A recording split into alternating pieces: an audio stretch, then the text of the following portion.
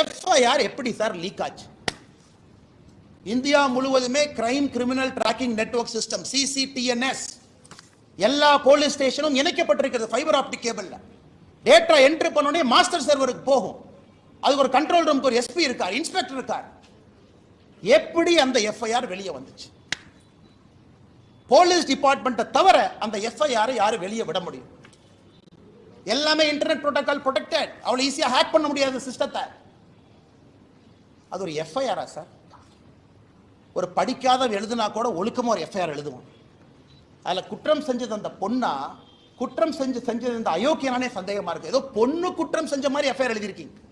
அதையெல்லாம் படிச்சா ரத்தம் கொதிக்குது. நான் என்னுடைய காதலனோடு நான் போனேன், ஒதுக்குப்புறமாக ஒதுங்கி இருந்தேன், என் காதலனுக்கு நான் கிஸ் கொடுத்துக்கிட்டு இருந்தேன்.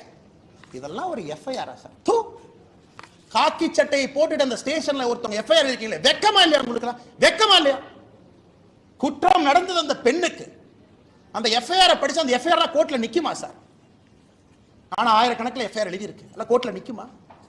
அந்த பொண்ணு ஏதோ தன்னுடைய காதலனோடு பிரைவேட்டா ஒரு மொமெண்ட்டை ஸ்பெண்ட் பண்ணதாகவும் கிஸ் கொடுத்துக்கிட்டு இருந்ததாகவும் இவன் புதர் மறைவிலிருந்து வெளியே வந்து புகைப்படத்தை எடுத்து மிரட்டி, என்ன சார் என்ன இதான் ஒரு எஃப்ஐஆர் டிராஃப்டிங்கா?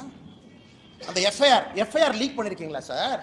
பொண்ணு பேரு, மொபைல் நம்பர், அப்பா பேரு, ஊரு. வெக்க பண்ணு. திமுக யாராவது மரியாதை இருந்தா வெக்க பண்ணியா? நீங்களாம் வெக்கப்படும். பொண்ணு, ஊரு, அப்பா, அந்த என்ன அந்த பொண்ணு குடும்பத்தையே நாசம் பண்ணிட்டீங்க. 7 தலைமுறைக்கு ஒரு அடையாள ஒரு இதை கொடுத்துருக்கீங்களா? கருப்பு புள்ளியை கொடுத்துருக்கீங்களா? மனுஷங்களா நீங்களா?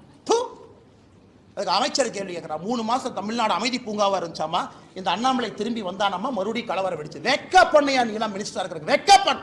இந்த ஒரு கட்சி பொறுப்புல இருக்கிறனால மரியாதையா பேசிட்டு இருக்கு. ஒரு தேசிய கட்சியினுடைய மாநில தலைவர் இந்த வெங்காய பொறுப்புல இருக்கிறார். அதனால மரியாதையா பேசணும்னு சொல்லி கொடுத்தனால மரியாதை கொடுத்து கூட்டலாம் பேசிட்டு இருக்கு. வீதிக்கு தனி மனிதனா வந்தா வேற மாதிரி இருக்கும். நான் பேசுறது பிரதமர் மோடி அவரை ரிஃப்ளெக்ட் பண்ணுங்கறதுக்காக ரொம்ப அமைதியா நாகரிகமா பேசிட்டு இருக்கு. வெக்கப்படணும். திமுக இருந்தா நான் சொல்லியா? திமுக பொறுப்புல அவன் இருந்தனால தான் போலீஸ் ஸ்டேஷன் அவனை செக் பண்ணல. அவனை போலீஸ் ஸ்டேஷன்ல செக் பண்ணாதனால தான் அவன் தைரியமா வெளியே வந்தான். அவன் தைரியமா வெளியே வந்து அந்த எஃப்ஐஆர் படிச்சா ரத்தம் கொதிக்கல. நமக்கு ரத்தம் கொதிக்கல. என்ன எஃப்ஐஆர் டிராஃப்ட் பண்ணிருக்கீங்க? என்ன எஃப்ஐஆர் டிராஃப்ட் பண்ணிருக்கீங்க? கேட்டா தமிழ்நாடு அப்படி இருக்கு, இப்படி இருக்கு. கேட்டா வடக்கு தெற்கு மயில், வடக்கு தெற்கு எத்தனை நாளைக்கு அந்த இளவுல சாவுறது? எத்தனை நாளைக்கு சாவுறது? 60 வருஷமா வடக்கு தெற்கு. நாளைக்கு காலையில் இன்னும் ஆரம்பம் பண்ணுவாரு திமுக. டாக்ஸ் கொடுக்கல, மயிர் கொடுக்கல, மட்டை கொடுக்கல. அது உட்காந்து காலங்காத்தால பிரஸ் மீட்ல வேலை இல்லாம நானும் பேசிட்டு இருப்பேன். இவ்வளவு கொடுத்தோம், இவ்வளவு டாக்ஸ் அளந்து கொடுத்தோம், இவ்வளவு அள்ளி கொடுத்தோம். மக்கள் பிரச்சனை யாராச்சும் பேசுறோமா ஐயா? தமிழ்நாடு அரசியல மக்கள் பிரச்சனை பேசுறோமா?